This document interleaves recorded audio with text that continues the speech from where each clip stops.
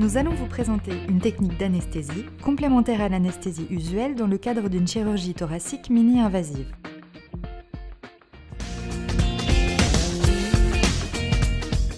Oui, ce qui a permis l'émergence de cette technique, c'est la généralisation de l'échographie au bloc opératoire et la recherche d'une diminution en chirurgie pulmonaire, bien évidemment, de la quantité de morphine injectée pour arriver pratiquement à des quantités de morphine nulles. Voilà.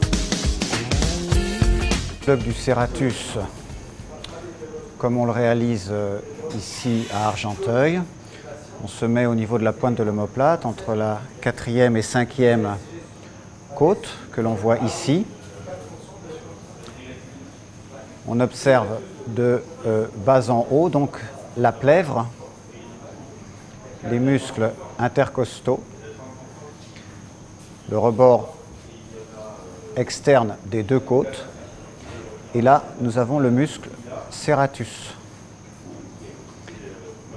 Soit on est un peu en arrière et on a le muscle grand dorsal, soit on se met un petit peu en avant et on a le petit et le grand pectoral qui permettent de faire les blocs PEX 1 et PEX 2. Un petit point intéressant, quand on veut identifier avec certitude le serratus, c'est de se mettre à l'emplacement où nous étions dès le départ.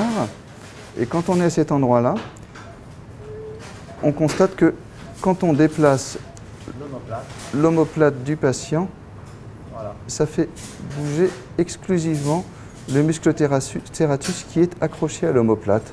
Et donc ça permet d'identifier efficacement l'emplacement du muscle serratus si on a un doute.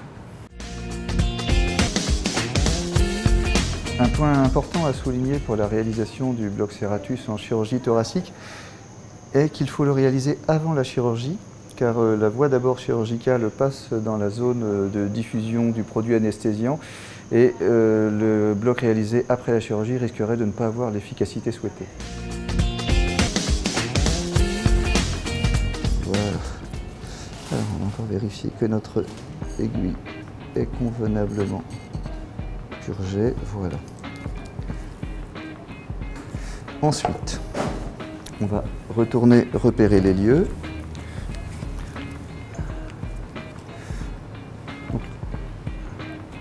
Donc là, tu vas pouvoir lancer une boucle, Dominique, sur la machine. Okay. Voilà. Donc là, on voit très clairement deux côtes, la plèvre entre les deux côtes, le muscle intercostal au-dessus de la plèvre, le serratus qui est au niveau du sommet des deux côtes, et au-dessus du serratus, le fascia qui sépare le serratus en arrière du grand dorsal et en avant des muscles pectoraux. Voilà. Et on peut injecter soit au-dessus, soit en dessous du serratus. Donc là, je vais piquer la peau et on devrait voir assez rapidement l'aiguille apparaître sur l'écran. La voilà. Donc voilà, là on a l'aiguille sur l'écran qu'on va essayer d'aller mettre voilà, près du rebord costal. Une fois qu'on y est, on va commencer à voir si on arrive à infiltrer et à décoller le serratus de la côte. Voilà, on voit apparaître un décollement le long du serratus, c'est-à-dire qu'il se fait aussi sur la côte d'à côté, la côte adjacente. Donc ça nous montre bien qu'on est en train d'infiltrer la bonne zone. Voilà, là on va mettre 20 cc dans le plan du serratus profond. Voilà, donc on voit très bien le décollement avec l'anesthésique locale qui sépare le serratus de la côte. Voilà. Ensuite, je vais changer de seringue. Ouais. Voilà. Voilà. Là, on a un décollement du fascia du serratus. On voit bien l'anesthésique locale qui fuse le long du fascia, qui nous confirme bien qu'on est dans un plan de diffusion. Voilà. Pour l'infiltration du serratus, c'est terminé. Les points clés à retenir.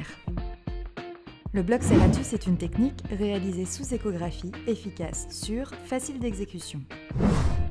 Le bloc serratus est réalisé avant une chirurgie thoracique. Cette technique permet de réduire, voire de supprimer l'utilisation de morphine en post-opératoire. À bientôt pour un prochain épisode.